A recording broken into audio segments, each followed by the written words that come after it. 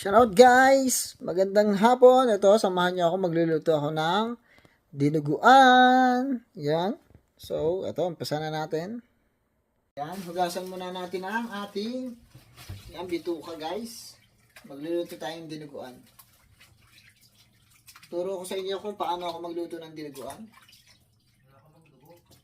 Kaya, ito. Hugasan na natin ng ayos yung ating bituka. Baligtarin natin kahit ano tawag dito, baakin na natin yung bituka para sobrang linis. Ganun gagawin natin. So guys, ginamitan ko ng chopstick para mabilis ko mabaligtad yung ating bituka. Binaligtad ko na lang siya, hindi ko na siya binaak. Para pag niluto natin, maganda pa rin yung itsura ng bituka natin. Yan.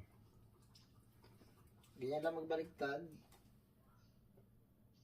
Gumamit na ako ng chopstick.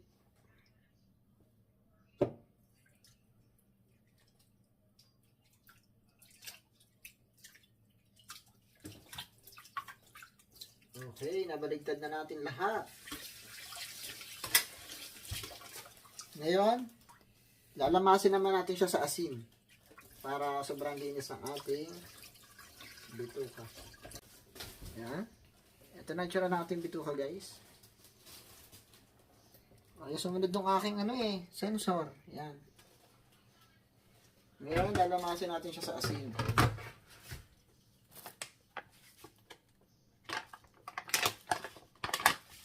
Yan. Danihan natin. Tapos lalamasin natin siya sa asin. Para malinis na malinis ang ating bituka. Kaya, paano ba kayo maglinis ng bituka? Bituka ng baboy, baka. Ganito dapat. Ganito ang tamang proseso ng paglilinis.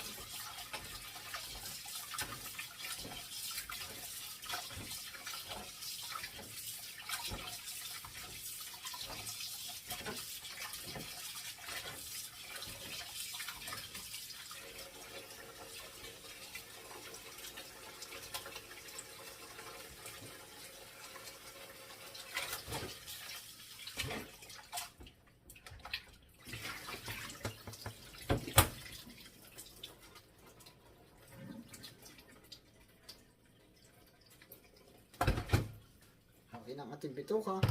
And guys, lalagay na natin siya sa pressure cooker.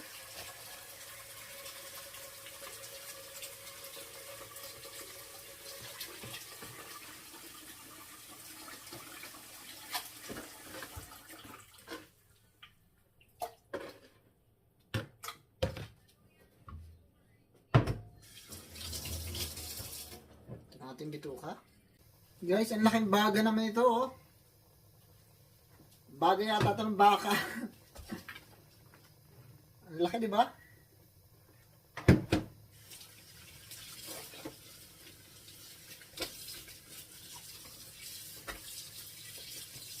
Hugasan lang natin ang ayos.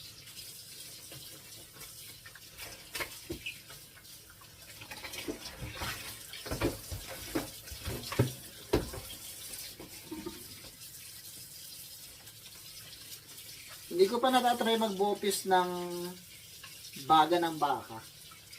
Gusto kong i-try. Kasi malaki naman to kaya tatry ko mag-bopis ng baga ng baka. Baboy pa lang kasi yung natatry ko. Baga ng baga ng baboy. So try ko din tong baga naman ng baka. Ito naman yung heart.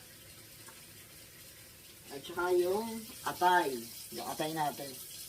Ginayat ko na yung atay. Ang laki ng atay. Binawasan ko lang ng gano'ng kalaki. Hugasan natin na ayos.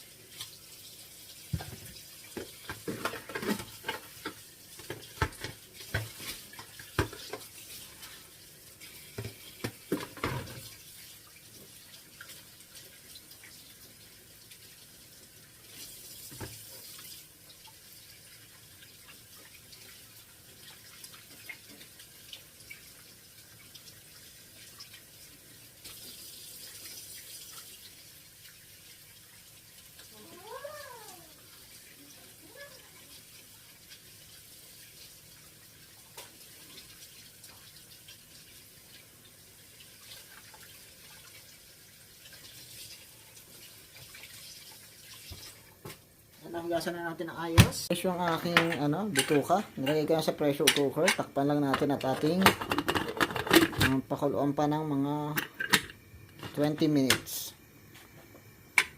Yan.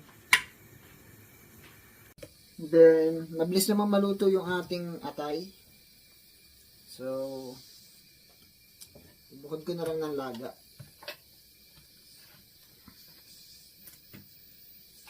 Yan. Tapos, magpiprito ako ng atay pang ulam mamaya. Masarap to. Yan, kumakain din ba kayo ng pritong atay?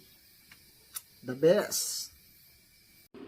Ito guys, luto na yung ating mga bituka at saka yung ating puso. Yan. So, gagayatin na natin. Yung small size lang, pang dinuguan.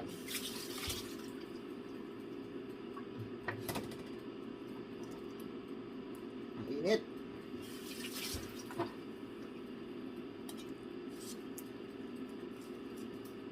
Guys, nagayat ko na yung puso. Ayan. Ito yung puso. Ngayon naman, magagaya tayo ng iatin na natin yung ating intestine. Ito. Bituka.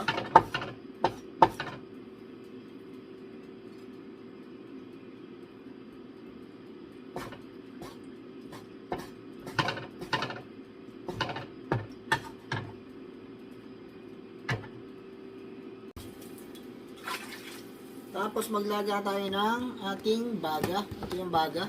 Ginayat ko na yung baga ng maliliit. Ayan. Konti lang ating ilalaga.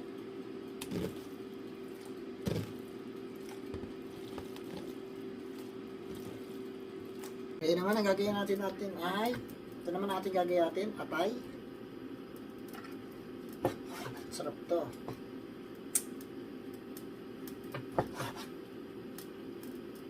Medyo bloody pa siya, oh. Maluluto naman to dun sa sa dinuguan.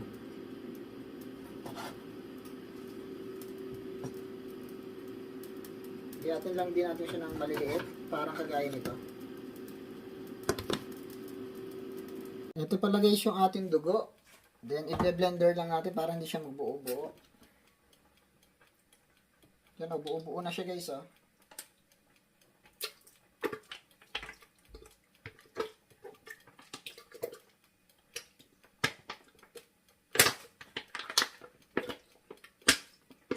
Pero marami na to guys. Isa pag nagluto kayo, dinuguan, sobrang dami na nito.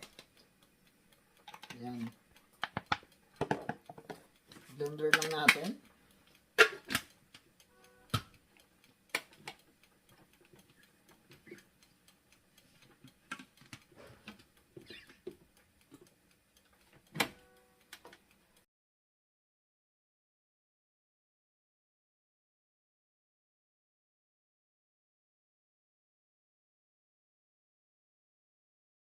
Then, lagyan na rin natin siya ng suka.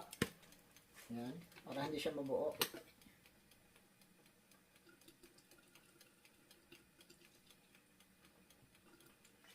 Konti lang. Then, ito na guys yung ating baga. Yan, lungs ng ating baka ba to, baboy. Hindi ko na alam kasi. Galing sa bayaw ko, hindi ko alam kung ano to, kung baka ba o baboy. Yan.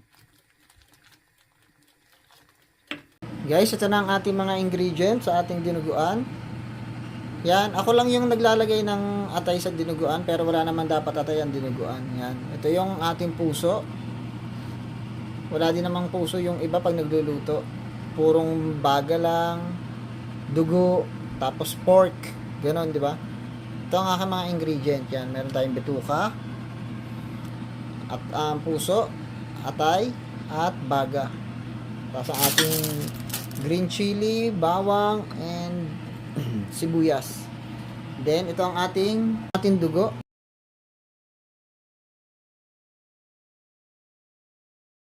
Naman guys yung ating pork. Yan. Ito nga pala guys yung ating luya. Gigilingin ko na lang siya para mas malasa mamaya.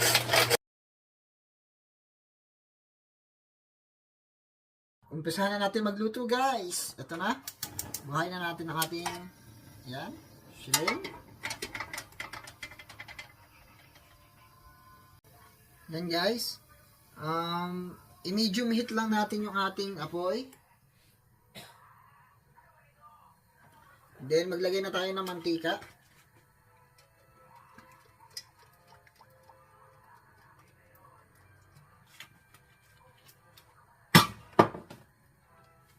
Yan.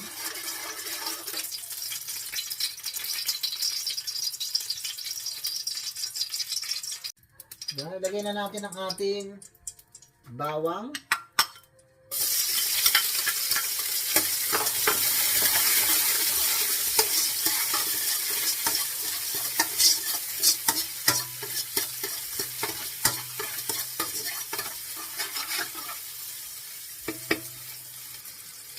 Isunod na natin ang ating sibuyas. Yan, kinamayan ko ang sibuyas.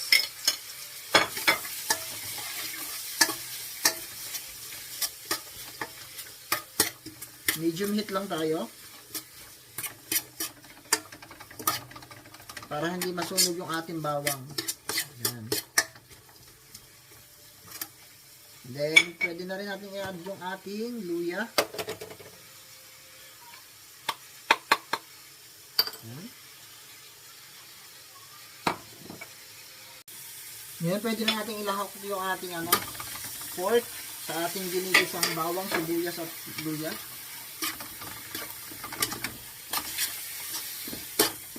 Yan. Hintayin lang natin maluto yung ating pork bago natin ilagay yung ating blood, yung dugo. Ay! Yan, haluin lang natin paminsan-minsan yung ating pork. Yan. Para mas mabilis maluto. Then, takpan lang muna natin. So, ito, haluin na ulit natin ang ating pork.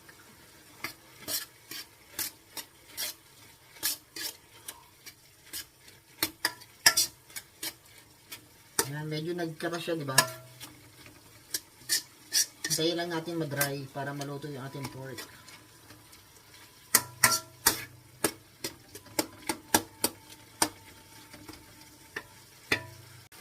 Ayan guys.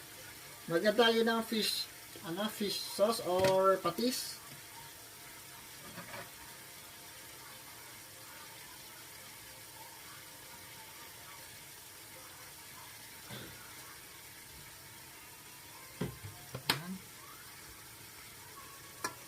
Yan. Lutuin lang natin ng 1 to 2 minutes yung ating pork na merong patis or fish oil. Fish sauce. Ganun. Ito na yan.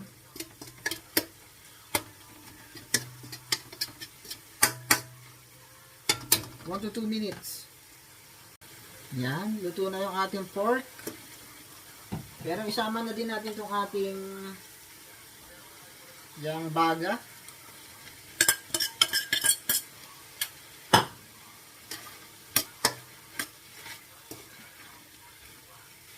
Tapos yung ating bituka.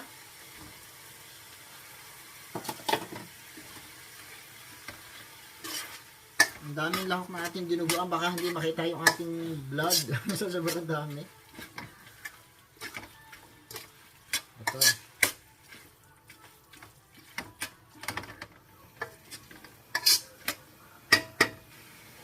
And guys, medyo nilaksan ko na yung apoy para well combine yung lasa ng ating pampalasa para malagyan lahat yung ating baga at saka yung bituka. Ayan. Then mag-a-add na tayo ng hot water para mas mabilis maluto. Ito na yung ating hot water.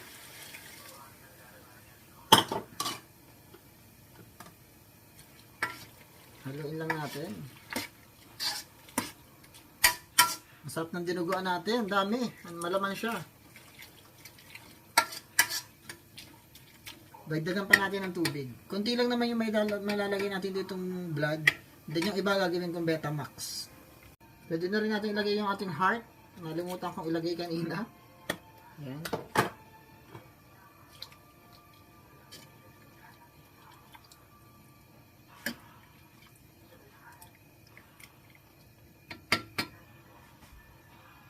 Yan, mag-add ako ng Knorr pork cubes. Yan. Para malasang malasa yung ating dinuguan.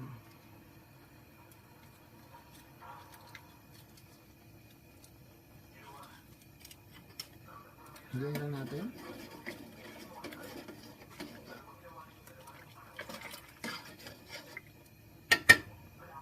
Pakunin lang natin. Okay, takpan lang muna natin para mabilis kumulo. Yan, nakulo na guys. Mag-add lang tayo ng salt. Yan, konti na lang yung laman ng salt ha. Baka sabihin nyo, ang dami ko nilagay, konti na lang yun. So yan. Yan, mag-add na rin tayo ng paminta or black pepper. Haluin lang natin.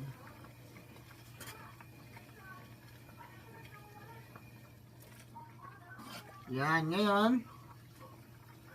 ngayon kulong-kulo na siya, di ba? Ilagay lang natin sa medium heat. So yan guys, mag-a-add na tayo ng suka para matagal masira ang ating dinuguan. Konti lang. Hindi ko na siya kinutsara. Dapat white vinegar, kaso wala akong white vinegar. Apple cider ang aking ginamit yan. Apple cider. Yan. Huwag natin haluin. Huwag din natin tatakpan. Hayaan lang natin kumulo ng mga 3 to 5 minutes. Yan. Hayaan lang natin kumulo. Yan guys. Kumulo na siya ng 3 to 5 minutes. I-lower, ano lang natin siya. Lower heat.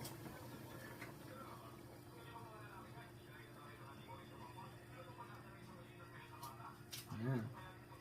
Okay na. Pwede na natin siyang haluin kasi nakakulo na siya ng 3 to 5 minutes. Then, i-add na natin yung ating dugo or blood. Ito na yung ating dugo. Yan, pinaikot ko lang ulit siya sa blender. Then, nasa lower heat na tayo. Habang nilalagay natin yung dugo, alaga lang tayo ng halo. Para hindi magbuo-buo yung ating dugo.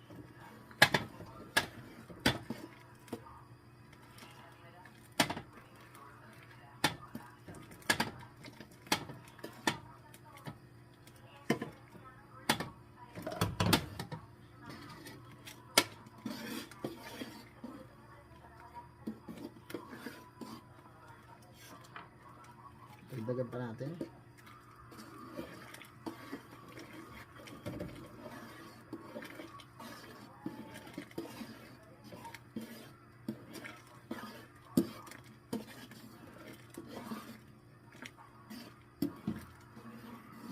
Wala na yata akong pang Betamax.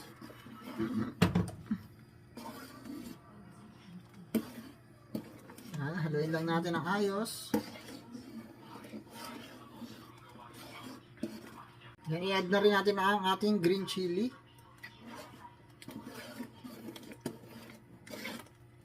Laga lang natin ang halo para hindi mabuo yung ating dugo.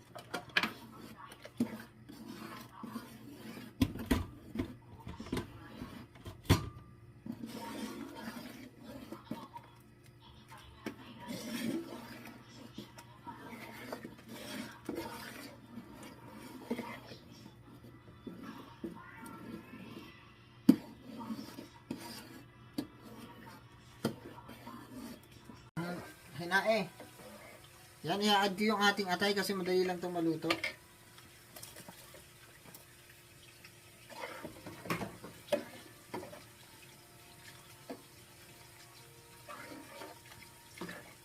Yan, ginataang adobo to. Ay, adobo. Yan, ito nga palang dinuguan ko ay may halong gata. So, ilagay na natin yung gata.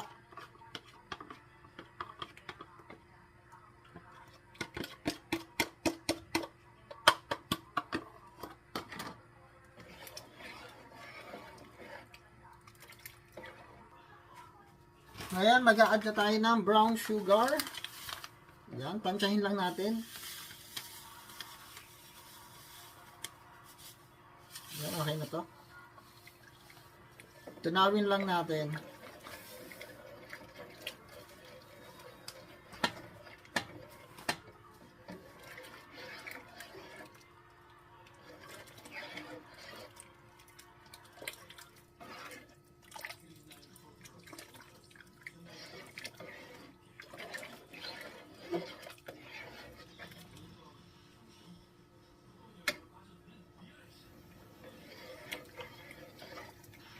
Yan, ito na ang itsura ng ating nilulutong dinuguan.